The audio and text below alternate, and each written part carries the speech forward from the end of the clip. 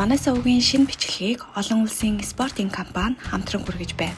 Хэрвээ та 18 нас хүрсэн бол сэтгэл хэсэгт байршуулсан холбоосоор ороод манай сувгийн Kyoku гэдэг урамшууллын кодыг хийж урамшуул авах боломжтой. Кино жүжигчин Женрог харуулж буйгаар эхлэх ба тэрээр хэн нэгэнтэй уцаар ярихдаа өвцөндөө дарчлан орилж би хэндэж үгнийг хэлж чадахгүй хэмээн зөвхрөнгөө барсан байдалтай харагдана. Түүний хөлн дээр хажиргалтай том хар гөвдрүүнүүд гарсан байсан бөгөөд тэдгэрийг өөрөө зүсэж авахар оролдох боловч түүний нохой гинэт гуцаж эхлэх нь гэрт нь хэн нэг нэвтэрснийг илтгэв. Удалгүй нэгэн нууцлаг итгээд Жена хөнөх бөгөөд түүнийг сураггүй алга болсон тухай мэдээлэлж хэвлэлээр цацагдаж эхлэхэн тэр. Ийхүү үйл явдал өөр нэгэн жүжигчин болох Саманта Лик рүү шилжин. Тэрээр шинэ дүрд шалгаруулахаар найруулагчтай уулзгаар иржээ. Гэвч шалгаруулалтанд ирсэн бусад оролцогчид түүнээс хамаагүй залуу бие бэлтрийн хувьдаж илүү харагдана. Мөн Саманта тэнд Клоигийн охинтой таарлах ба 10 жилийн өмнө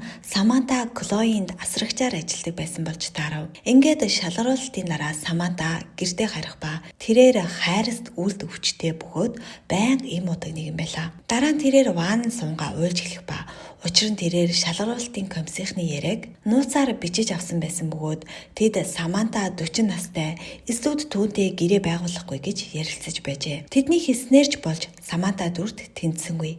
Түүгээрч барахгүй тэд түүнд жингээ хасаж зах зээлд ирэх ийм төрлийн эмчилгээний сонголтыг ч туршиж үзхийг зөвлөжээ. Яг ийм төрлийн эмчилгээнд шээл гэх эмнэлэг зах зээлд маш алдартай юм байна л да. Самантаг гарах үед ч шээл эмнэлгийн сурталчилгааны самбарууд нүдэнд нь тусаж байлаа. Үүний дараа тэрээр найз Лидагаас энэ талаар асуухад Лидиач мөн шээлийн эмчилгээний талаар сонссон байлаа. Дараа нь Саманта болзоонд явхад хамт явсан залуу нь түүнийг таньж би таныг хаа нэгтээ харж байсан юм байна гэлээ. Саманта алдартай телевизэн шоунд тоглодог байсан ч залуу шоуны нэрийг сонсоод л тийм ээ ёстой муухан шоу байсан шүү хэмээн хэлээд авав. Мөн тэд таксинд суух үед залуу түүний биед хүрэхдээ хайрсыг нь анзаарах ба үүнийг мэдсэн даруйдаа шууд л түүнээс цайгаа барив. Ингээд Саманта гэртээ хараад шээлийн гүйцэтгэх захирал Зои Шеноны ярилцлагыг үзэхэд тэрээр 68 настай хэрнээ үнэхээр залуу харагдаж байв. Маргааш нь Саманта шээл рүү очих ба түүнийг эрэхтэй зэрэгцэн нууцлалын гэрээнд гарын үсэг зуруулав. Хамтран үүсгэн байгуулагч доктор Тадиус Брэнд түүнд дэлхий дээр медуз хавч шиг хөгшөрдөггүй олон организм байдаг. Учир нь тэдэнд тусгай фермент байдгийг тайлбарлаж өгөв. Иймч энэ ферментийн генийг өөрчилсөн хувилбарыг хүний эсэд зориулан бүтээсэн бөгөөд энэ нь хөгшрөлтийн шинж тэмдгүүдийг арилгах чадвартай авч. Гэвч эмчилгээнд орохоор явах замдаа Саманта Клоиг олж хараад эмнэлгээс явахаар шийдсэж Хуберт гэх эмч түүнийг зогсон юу болсныг яагаад эмчилгээ хэлэхээс татгалзаж буйг нь асуув. Учир нь энэ бүхэн Самантад маш эвгүй сэлжигтэй санагдаж байлаа. Эмчиж түүнийг хятахын тулд түлэгцэн өвчтнүүдийнхээ зургийг үзүүлсэн бөгөөд тэдний нүүр царай эмчилгээний дараа бүрэн эдгэрсэн байв. Тэрээр манай эмчилгээ арсыг гайхалтай эдгэдэг. Энэ эмчилгээ таны хайрсыг ч мөн эмчилнэ гэж итгүүлв.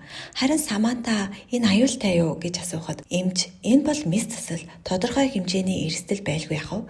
Гэхдээ огт өвдөлтгүй. Хэрв та эмчилгээгээ тууштай хийлэгвэл эх 20 жилийн турш огтхон ч хөгшрөхгүй хэмээн хариуллаа. За ингээд үүнийг сонсон Самантач эцэст нь зөвшөөрөхөөр шийдлээ. Дараа нь тэр Клоидтэй дахин тааралтад Клой өнөөг шалгаруулалтанд тэнцэж киноны дүрийг авсан байв.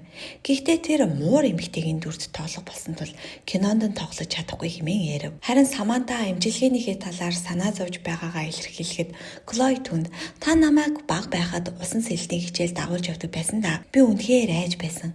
Гэтэл та магадгүй чи өөрийнхөө бодож байгаа шиг их айгаагүйч байж мэднэ гэж хэлсэн. Би одоо ч гэсэн сандарсан үедээ өөртөө энэ үгийг хэлдэг. Гэт одоо тэр үгийг нь Самантад хэлв. Удалгүй Саманта эмчилгээгээ эхлүүлж түүнд олон төрлийн лазер эмчилгээ хийсэн бөгөөд эмчилгээний дараа эмч бүх зүйл сайхан болсныг түүний хайрсч мөн арьсныг дуулгав. Саманта үр дүнд нь үнэхээр сэтгэл хангалуун байсан бөгөөд одоо илүү өөртөө итгэлтэй болжээ. Мөн тэрээр захирал Зои Шеноны 100 сарын баярын үдшилгийн урилгыг авчээ. Одоо тэр фитнес төвд илүү эрчимтэй бэлтгэл хийж чадах болж оройн нь тэрээр урилгын дагуу үдшилтэд ирлээ. Тэрээр өрөөний нөгөө талаас Зоёыг харж байтал Зоёч мөн түүнийг анзаарч өөрөө Саманта дээр ирэв. Зоё, би чамтай эмнэлэг дээр уулзахыг хүсэж байсан гэд ээжигээ өвчтэй байхад тэд хамтдаа түүний шоуг үздэг байснаа. Чи одоо ч яг хിവэрэ байна хэмээн магтав. Оройн хоолны үеэр Зоё Самантад онцгойлон анхаарал хандуулж байв. Гэвч Саманта хоолыг идэх явцдаа үүнийг Зоёгийн хуучин арьсаар хийснийг мэдээд цочирдгон тэр. Харин Зоё үүнийг маш их уургалаг гэж тайлбарлахад Саманта дурамжхан байсан ч үргэлжлүүлэн идэхээс өөр аргагүй болов. Хоолны дараа тэрээр Зоёгийн байшин дотор тэнүүчилж эхэллээ. Нэг өрөөнөөс чимээ сонсогдох бөгөөд Зоёч Самантаг шагааж байхыг тэр дор нь харж хав.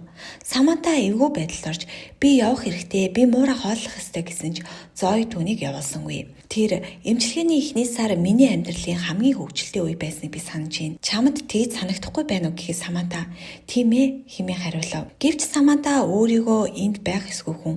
Би үргэлжил урагдсан тэркотой шүдэндээ хоол насан охин байсан хэмээн гомдлон хэлэхэд Зоё түүний шүдийг хараад би одоо ямар ч хоол харахгүй байна хэмээн хэллээ. Мөн тэр Саманта чи энэ бодлоо толгоноос авч хаях хэрэгтэй хэмээн хэлээд Самантаг өрөөнд ганцаараа үлдээж хөвчлөхийг тушаав. Үүнээс 3 сарын дараа гэхэд тэрээр улам үзэсгэлэнтэй өөртөө итгэлтэй болсон байв. Саманта Зоётой үргэлж хамт байх болж тэд сайн найзууд болцоожээ. Гэвч нэг өдөр Лидия Самантагийн хүзүүн эрэх жижиг хар гүвдрүүг анзаарав. Харин доктор Хуберт түүнийг нь авч би үүнийг шалгуулъя гэхдээ санаа зовох зөвлөгөөгээд Самантад им өгч ямар нэг зүйл хэрэг болвол холбоо барих дугаараа үлдээв. Гэвч түүнийг эмнэлгээс явхад хэн нэгэн Самантаг дагаж эхэллээ. Түүний гэртээ ирэхэд цагдаагийн 2 ажилтан түүнтэй уулзгаар ирж Самантагаас Клоигийн талаар асуув. Учир нь Клои сургуугүй алга болсон ба цагдаа нар Клоигийн гэр бүлийнхэнтэй ярилцсан бөгөөд тэд Клои Саманта хоёр эргэн холбоотой болсон хэмээн мэдүүлсэн байжээ. Ингээд цагдаа нар Самантад хэрэг Клои залгавал бидэнд нэн тариу мэдэгдэрэй гэж захив. Саманта энэ бүхнийг Зоёд хэлэхэд тэрээр магадгүй тэд жинхэнэ цагдаач биш байж мэднэ. Тэд миний өрсөлдөгчд байх, үйлчлүүлэгчдийг маань айлгах, эсвэл тэднээс мэдээлэл авах гэж оролдож байж мэднэ гэж тайвшруулахыг оролдов. Гэвч Саманта "Гуй, Клоиг зүгээр хэсгийг олж мэдээд өгөөч.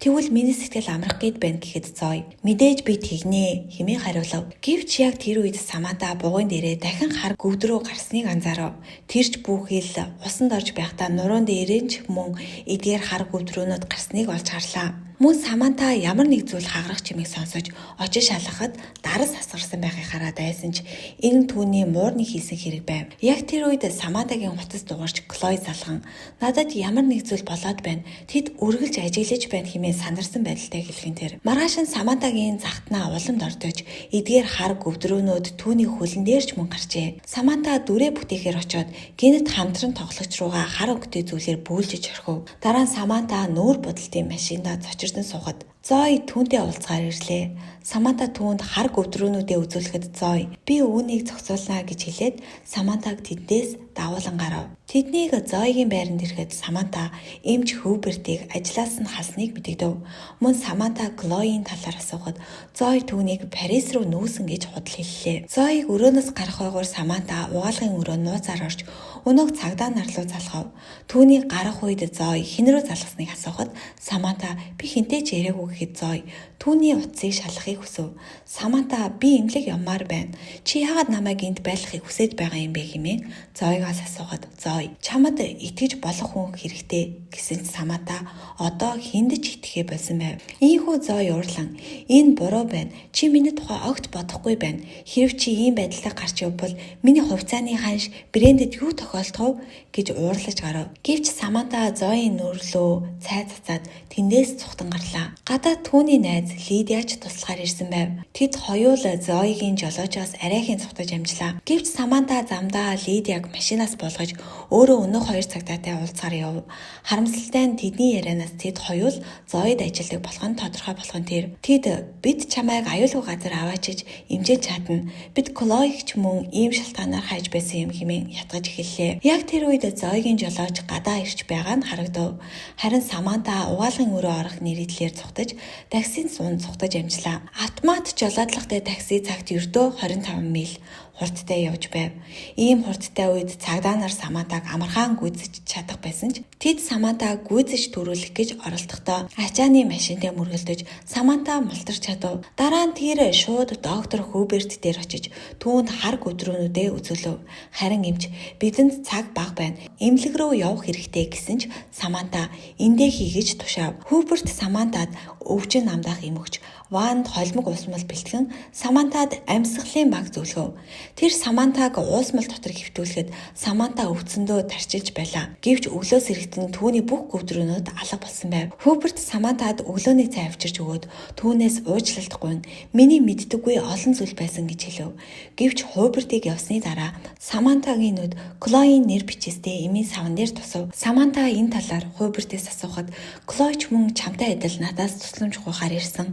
Тэр үед бид хоёрын хооронд харилцаа үүссэн. Тэр одоо хаанч байсан би түүнд хайртай гэж үннээ хэлв. Харин Саманта яг юу болсон юм бэ? Та түүнд ямар нэг зүйл хийсэн үү хэмээн асуухдаа түүнийг энд ойрхон байгааг мэдэрч дуудаж эхлэв. Харин Хуберт түүний зогсоохыг оролцсон тул Саманта халаасны хутгаараа түүн рүү дайрав. Клой нэгэн өрөөнд цоочтой байх ба Саманта түүнийг хальт хараад л айж орхив.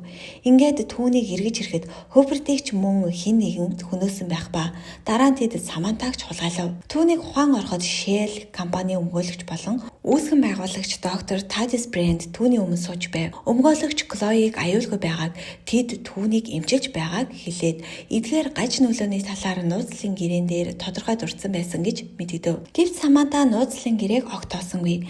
Гарч яваад тэдний компани үнэн гэлчлэхээ мэдэгдэв. Яг тэр үед Zoe орж ирэн чи хийх ёстой зүйлээ хий. Гэхдээ үүний дараа чамд юу тохиолдов? Чиний карьер дуусна. Чиний өвчин ч мөн эргээд сэтрэнэ гэж сүрдүүлв. Мөн тэд Саманта дуугүй байсныханд хариуд хувьцаа болон насан туршийн үнэгүй эмчилгээг санал болголоо. Гэвч Саманта яагаад би гайхалтай харагдах хэсэгтээ яагаад санаа тавих ёстой гэж үзэсгэлэнтэй харагдах нь бүх зүйл биш гэдгийг би ойлгосон. Zoe шиг хүмүүс өөрсдийн бизнесээ л амжилтаа явуулахын тулд биднийг үүндээ итгүүлдэг гэд түүний саналыг эрс эсэргүүцв. Үүнийг сонсон Zoe Chloe-г оруулж ирээд доктор Brand Chloe-гийн онцгой тохиолдолд хавчны ферментүүд түүний хүний эсийг дарж дээсэн. Тиймээс Chloe одоо бүрэн аврах том хавч болон хувирсан.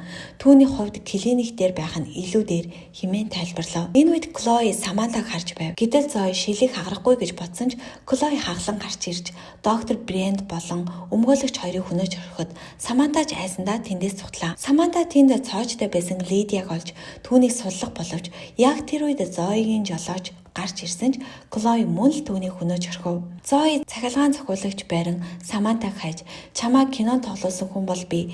Яагаад гэвэл эмчилгээний дараа хинч чамайг ажилд авахгүй байсан гэж хашгирч байлаа. Яг тэр үед Саманта Zoe-ийн ард талаас нь дайрсан боловч гинэд Chloe гарч ирэн Саманта руу төхөв.